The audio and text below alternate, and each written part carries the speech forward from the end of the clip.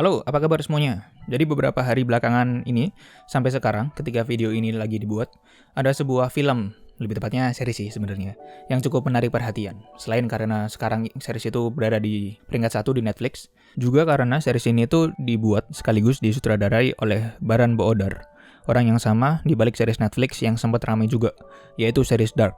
Series 1899 sendiri itu menceritakan mengenai kapal uap yang membawa banyak imigran Eropa menuju ke negara Amerika, spesifiknya ke New York City. Dan walaupun mereka semua sebenarnya berharap supaya segera sampai ke kota New York tujuan mereka, tapi ternyata di tengah perjalanan, kapal mereka itu mendapatkan pesan dari kapal bernama Prometheus, yang telah menghilang secara misterius dari 4 bulan yang lalu. Nah, dari sana, perjalanan mereka berubah menjadi sesuatu yang tidak pernah mereka sangka sebelumnya, dengan segala keanehan yang terjadi di kapal tersebut. Kapitan, we paid good money for this trip. 7 days to get to New York, no detours.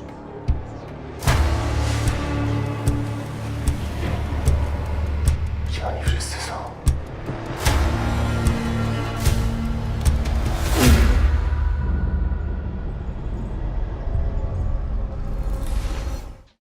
Nah, mungkin pertama-tama kita mulai dari fase dulu kali ya. Karena ini adalah salah satu hal yang paling bisa kita rasain banget di awal-awal film. Nah, tapi jujur aja, walaupun aku tahu kalau Baran Bo Odar itu juga menyutradarai series Dark, tapi aku sebenarnya belum sempat nonton untuk series Dark-nya itu sendiri. Nah, tapi aku juga sempat baca-baca, kalau kata orang-orang, series 1899 itu, kalau fasenya dibandingkan sama series Dark, katanya lamban banget untuk 1899. Dan bahkan untuk beberapa orang, sampai bikin mereka bisa dibilang nggak tahan gitu ya. Akhirnya berhenti nonton, karena katanya saking pelannya ini film. Dan sebenarnya aku kan udah selesai nonton duluan kan, terus baru baca kata-kata mereka. Tapi kalau diperhatiin, kayaknya sih yang mereka bilang tuh ada benernya juga. Terutama di episode 1 dan 2, itu kerasa pelan banget. Nggak ada penjelasan, nggak ada petunjuk sedikit pun. Cuman ada dialog, dan dialog, dan dialog. Aku bisa ngerti sih, mungkin untuk sebagian besar, mungkin bukan sebagian besar sih, untuk sebagian orang memang terasa lamban banget. Aku sebagai orang yang menikmati film dengan fase yang cenderung lamban aja, emang ada momen-momen yang di series ini tuh kayak nggak jalan gitu. Nah, tapi di satu sisi yang lain, aku juga baru sadar kalau sebenarnya perasaan bosan itu datangnya juga gara-gara aku sendiri. Aku keburu ngarepin ada clue atau petunjuk yang mereka kasih, sehingga aku bisa cepat-cepat mendeduksi dan mulai berteori-teori dalam kepalaku sendiri gitu. Nah, itu pendekatan yang nggak tepat banget menurutku. Setelah aku nonton film, aku baru sadar kalau itu nggak tepat. Mungkin bisa kita ngebayangin series ini tuh kayak boneka Rusia. Tahu kan boneka Rusia? Boneka yang kalau dibuka ada boneka lain yang ukurannya lebih kecil.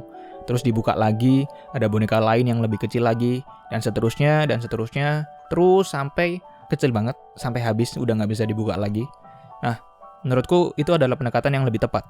Akan lebih pas mungkin kalau kita ngelihat series ini tuh dari sisi yang seperti itu. Karena proses dari mulai ada satu hal aneh yang muncul, kemudian ada hal aneh lainnya, sampai ke akhir, di mana mulai dijawab satu demi satu misterinya, itu adalah proses yang sangat menyenangkan dan sekaligus memuaskan banget. Jadi menurutku kasarnya, ya kayak nggak usah mikir, biarin ngalir aja, biarin rasa penasaran kita yang ngebawa kita menikmati proses dari awal sampai selesai. Karena series ini tuh karakternya juga banyak banget, dan kalau diperhatiin polanya itu di setiap awal episode, atau mungkin di tengah sesekali, selalu ada penjelasan satu karakter dengan trauma yang mereka lalui. Hampir semuanya punya, tapi juga ada beberapa yang nggak dijelasin, walaupun kelihatan kalau karakternya itu juga penting sebenarnya. Masuk golongan karakter utama lah, tapi nggak dijelasin aja. Nggak tahu apakah ada maksud tertentu, misalnya dijelasin di season 2 mungkin, atau ya mungkin emang nggak terlalu penting aja karakternya, sehingga nggak perlu dijelasin sama sekali. Walaupun agak aneh aja, soalnya di belakang-belakang menuju akhir seriesnya selesai, itu ada kayak tanda-tanda gitu, yang kalau karakter yang tadi itu sebenarnya juga lumayan penting, karena kayak background-nya itu menunjukkan traumanya si karakter tersebut, cuman nggak dijelasin atau nggak dibeberin secara utuh, apa traumanya atau apa penjelasannya gitu nggak ada. Jadi akan mudah sekali diasumsikan, kayaknya sih akan dijelasin di season 2, gitu. Nah tapi balik lagi, cara itu kayaknya cukup berhasil, bikin kita peduli sama mereka, sama karakter-karakternya. Dan terbukti, setelah selesai nonton seriesnya pun, aku juga bisa mengingat hampir semua tokohnya dengan karakter-karakter mereka masing-masing. Yang berarti menurutku cukup berhasil, karena nempel gitu di kepala. Nah, terus yang jadi nilai plus juga untuk series ini adalah dari pengambilan gambar. Tadi kita sempat ngomongin karakter, karena bisa dibilang fokus mereka di series ini itu adalah tentang karakter-karakternya. Apalagi karakternya kan juga banyak, seperti yang tadi sudah aku bilang. Jadi sudah pasti, hampir di semua adegan kita akan banyak banget ngelihat shot dengan lensa yang fokusnya tuh cuma di karakternya, dan sisanya blur. Di background juga blur pastinya.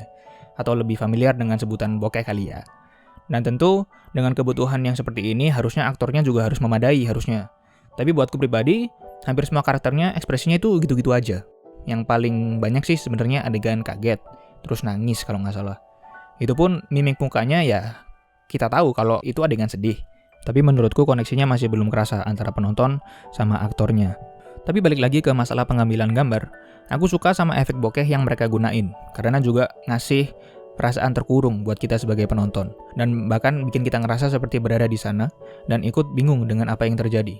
Jadi sangat ngebantu banget untuk memberi hubungan atau menumbuhkan hubungan antara penonton sama karakter-karakter di series ini.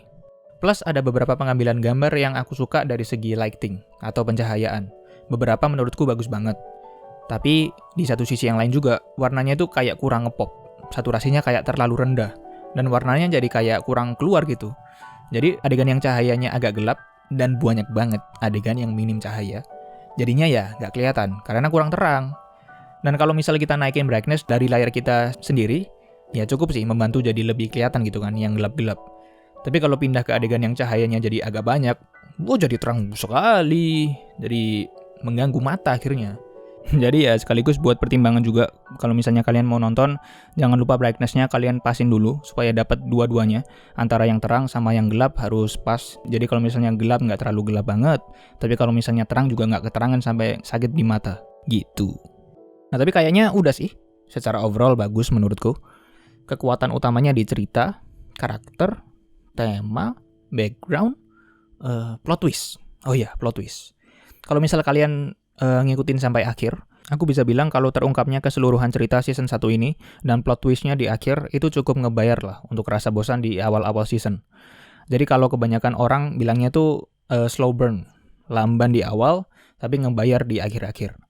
Tapi balik lagi, kalau kalian ngerasa bosan dan kayak nggak sepadan sama waktu yang bisa kalian gunakan, ya nggak apa-apa, ganti aja. Ngapain gitu kan, nonton sesuatu yang bikin kalian nggak senang juga ya kan. Kecuali kalian penasaran sama ceritanya, ya berarti tetap nonton gitu kan. Pokoknya sabar aja, di 1-3 episode lah. Terus sisanya harusnya udah lebih menarik gitu.